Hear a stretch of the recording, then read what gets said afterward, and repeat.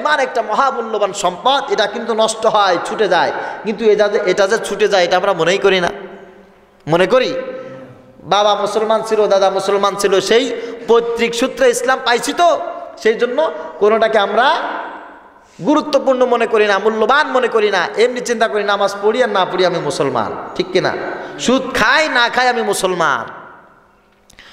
নবীজি সাল্লাল্লাহু আলাইহি ওয়াসাল্লাম বলেছেন, আমার উম্মতেরা শোনো, যখন কোনো মানুষের কাছে চুরি করে, ডাকাতি করে, ব্যভিচার করে, মানুষ হত্যা করে, কয়টি কাজ? চুরি করে, ডাকাতি করে, ব্যভিচার করে, মানুষ হত্যা করে। এই চারটি কাজ যখন কোনো ইমানদার, যখন কোনো মুসলমান করা শুরু করে দেয়, সঙ্গে সঙ্গে আল্লাহ রাব্বুল আলামিন ওই বান্দার ভিতর থেকে ঈমান নামক সম্পদ দিল থেকে উঠিয়ে নেয়। আল্লাহু আকবার। মানুষ যখন চুরি করে তখন মানুষ কিন্তু ইমানদার থাকে না। মানুষ যখন ডাকাতি করে, ছিনতাই করে, মানুষ তখন ইমানদার থাকে না। মানুষ যখন ব্যভিচারে লিপ্ত হয়ে যায়, মানুষ তখন কিন্তু ইমানদার থাকে না। মানুষ যখন অন্যায়ভাবে মানুষ হত্যা করে, তখন কিন্তু সেই ব্যক্তি আর ইমানদার থাকে না।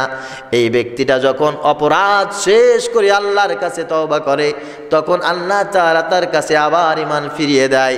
নতুবা এই অবস্থায় যদি মানুষটি দুনিয়া থেকে চিরতরে বিদায় হয়ে যায়, এই মানুষটায় যত আমল থাকুক না কেন, তার আমল নামায়, ওই আমল নামায় আমল কিন্তু তার কবরে পৌঁছায় না।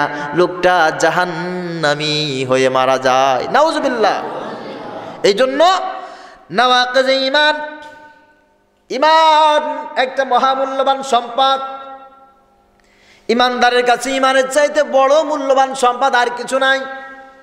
মা দামি, বাবা দামি, ভাই দামি, বোন দামি, সবাই আমার কাছে দামি, কিন্তু আমার কাছে সবচাইতে বড় দামি হচ্ছে ঈমান। সুবহানাল্লাহ। ঈমানদার যারা, তাদেরকে কে দেখাশোনা করে? সবাই বলে ঈমানদার যারা, তাদের অভিভাবক কে? আল্লাহ রাব্বুল আলামিন বলছেন, আল্লাহু ওয়ালিয়ুল্লাযীনা আমানু ইখরিজুহুম মিনাল যুলুমাতি ইলান নূর। যারা ঈমানদার, আমি আল্লাহ রাব্বুল আলামিন তাদের অভিভাবক। আমি আল্লাহ তাআলা দুনিয়া